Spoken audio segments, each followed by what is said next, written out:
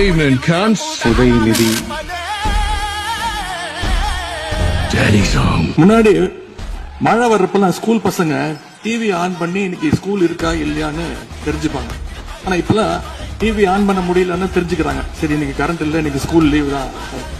24 மணி நேரத்துல 12 பாலியல் வன்கொடுமை கேசஸ் ரிப்போர்ட் ஆயிருக்கு. சிங்கப்பெண் படை குற்றவாளிகளை சேஸ் பண்ணுவாங்கன்னு பார்த்தா அவங்களும் கூட ரீல்ஸ் போட்டு போஸ்ட் பண்ணிட்டு இருக்காங்க.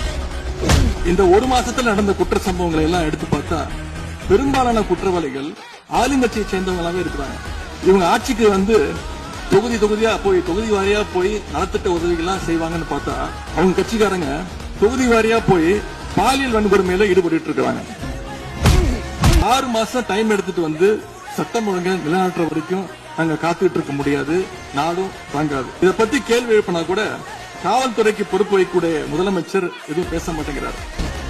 முதலமைச்சருடைய புகழுரையாகத்தான் இந்த ஆழ்வுரை அமைஞ்சிருக்குன்னு சொல்லி வாய்ப்புக்கு நன்றி கூறி விடைபெறுகின்றேன். நன்றி, வணக்கம்.